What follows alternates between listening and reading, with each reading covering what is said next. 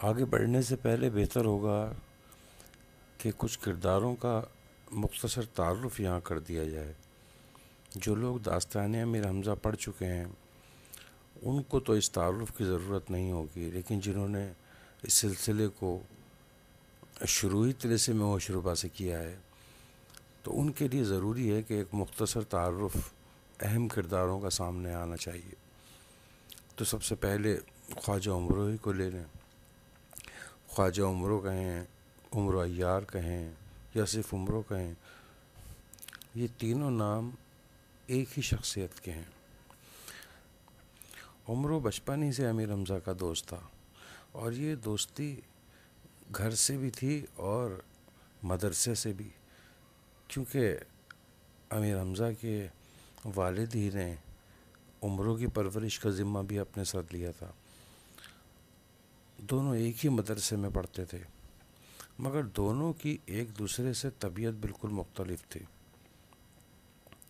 امیر حمزہ سنجیدہ اور عمرو کھنڈر مزاج کا تھا۔ ہر وقت شیطانی اور شرارتیں اس کے سر پر سوار رہتی۔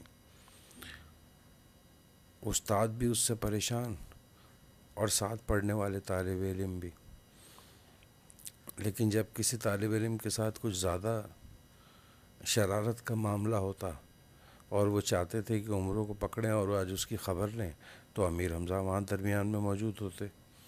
وہ بچپن ہی سے خوب طاقتور تھے، اپنے سے بڑوں کو اٹھا کر زمین پہ دے مارتے۔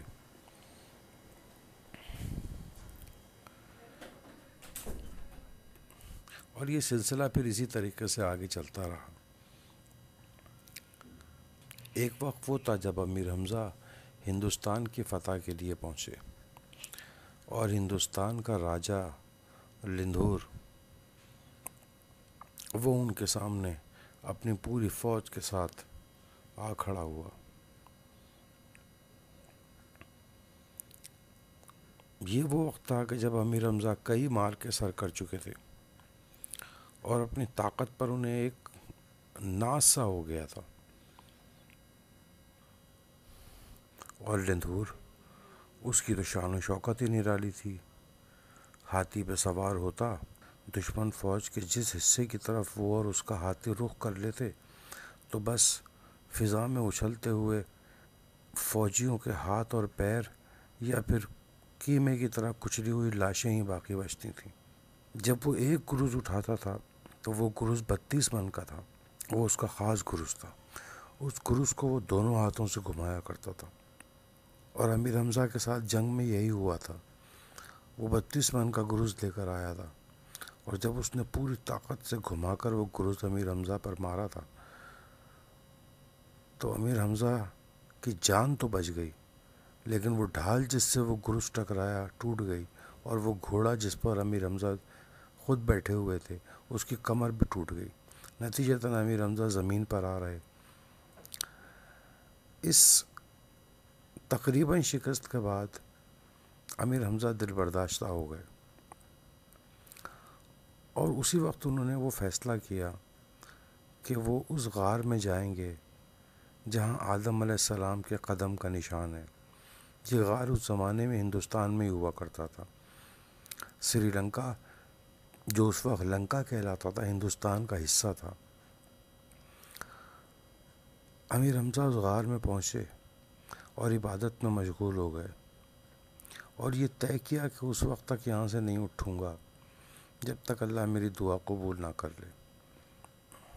کافی عرصہ امیر حمزہ عبادت میں لگے رہے، تو پھر اللہ نے ان کی دعا قبول کی، اور اس وقت کچھ انبیاء کی ارواح وہاں تشریف لائیں، اور انہوں نے امیر حمزہ کو ایک خاص قوت سے نوازا، خاص دعائیں دیں، اور ان دعاؤں میں ایک دعا یہ بھی تھی کہ دنیا کا طاقتور ترین انسان بھی تمہاری پشت زمین سے نہ لگا سکے گا، اور نہ ہی تم پر کوئی جادو اثر کرے گا۔ امیر حمزہ خوش وہاں سے نکلے۔ اس دوران عمرو ان کی تلاش میں سرگرداں تھا۔ بالآخر وہ اس غار تک پہنچ گیا جس طرف امیر حمزہ گئے تھے۔ جنگلوں کے راستے سے گزرتے ہوئے جب وہ وہاں پہنچا تو دیکھا تو امیر حمزہ سامنے سے آتے ہوئے نظر آئے. تو امیر حمزہ سے اس نے پوچھا یا امیر آج تو آپ کی شخصیت ہی بدلی ہوئی ہے, یہ کیا معاملہ ہے؟ امیر حمزہ نے اسے پورا قصہ سنایا. اب عمرو منہ بنا کر بولا کہ اچھا آپ کو تو سارے جہان کی طاقتیں مل گئیں اور مجھ غریب کو کچھ نہیں. بس اب میں بھی اس غار میں جاتا ہوں اور اس وقت تک نہیں لوٹوں گا جب تک کچھ نہ کچھ حاصل نہ کر لوں. اور یہ کہہ کر عمرو عیار بھی پہاڑ پر چڑھتا ہوا اس غار میں داخل ہو گیا. چستی اور پھرتی تو اس میں پہلے ہی بلا کی تھی, رفتار بھی بہت تیز تھی, مگر اس غار میں جانے کے بعد اس کا دل گویا کہ موم ہو گیا اور وہ عبادت میں ایسا مشغول ہوا کہ دنیا کو جیسے بھول ہی گیا ہو. بہت عرصے بعد کسی نے اس کی کمر پر ہاتھ رکھا تو اس نے آنکھ کھولی تو دیکھا تو وہاں انبیاء کی ارواح موجود تھیں اور سب کے ہاتھ میں کچھ نہ کچھ تحائف تھے اور چہروں پر مسکراہٹ تھی. حضرت دانیال علیہ السلام نے اسے اپنی چادر پیش کی. حضرت سلیمان علیہ السلام نے اسے اپنا کوڑا اور وہ ٹوپی جس کو پہن کر وہ غائب ہو جایا کرتے تھے جنوں کی نظروں سے. اسی طرح اور بھی بہت سارے تحفے اسے ملے, جس میں سب سے خاص تحفہ زنبیل تھی. عمرو عیار کے زنبیل کے بارے میں تو آپ نے سنا ہی ہوگا.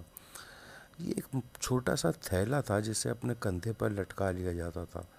دیکھنے میں انتہائی بے ضرر اور معمولی تھا, لیکن اس کی خاصیت یہ تھی کہ دنیا جہان کی چیزیں اور خزانے اس میں سما سکتے تھے اور اس میں جتنا بھی کچھ ڈالتے جاؤ وہ کبھی نہ بھرتا. اس زنبیل کو پا کر عمرو بہت خوش ہوا. ایک خاص چیز جو اسے اس غار سے عطا ہوئی وہ تھا بھیس بدلنے کا فن اور رفتار کی قوت. ایک بزرگ کی دعا یہ تھی کہ دنیا میں کوئی شے تمہاری رفتار کا مقابلہ نہیں کر سکے گی. ایک موقع پر امیر حمزہ جب کوکاب سے واپس آئے تھے تو وہاں سے ایک گھوڑا ساتھ لائے تھے جس کا نام اشکر دیوزاد تھا. وہ دیوزاد تھا لیکن گھوڑا تھا, لیکن اس کی رفتار اس بلا کی کہ ایک قدم مشرق میں ہوتا تو دوسرا مغرب میں. لیکن جب عمرو سے ملاقات ہوئی اور عمرو نے اس گھوڑے کے ساتھ ریس لگائی تو اشکر دیوزاد عمرو یار سے آگے نہ نکل سکا.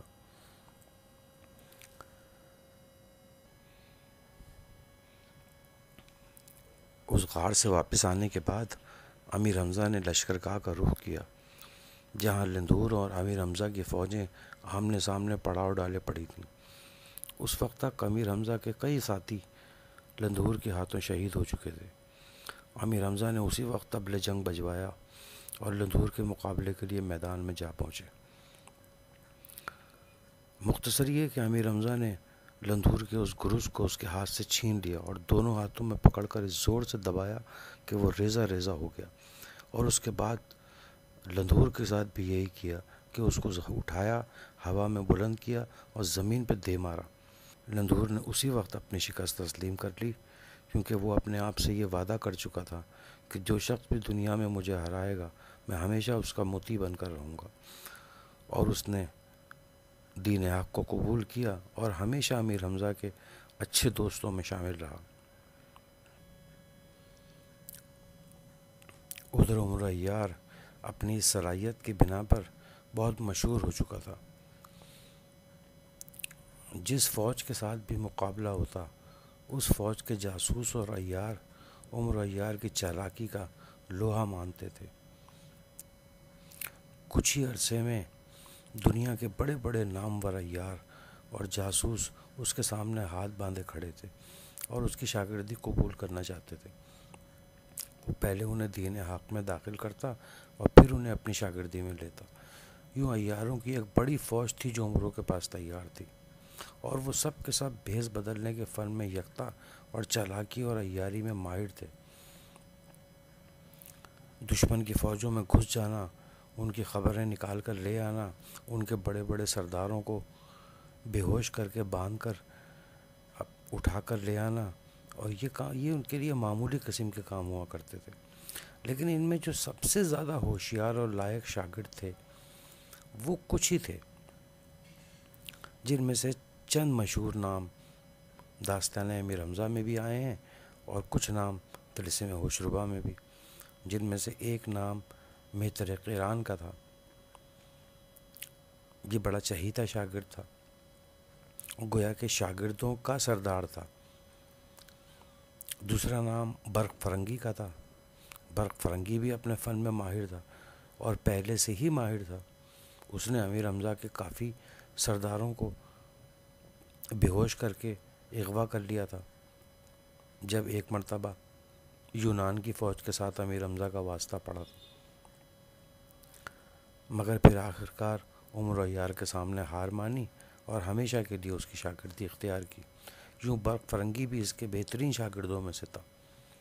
طلسم ہوشربا میں آپ کو ان کے نام اور ان کرداروں کا کچھ نہ کچھ تعارف آگے چل کے حاصل ہو جائے گا، جن میں ایک زرغام شیردل بھی تھا۔ یہ چند مشہور نام تھے جو اس کے عیاروں کے تھے، اور خواجہ عمرو وہ تو خود عیاری کے فن میں یکتا اور ماہر تھے۔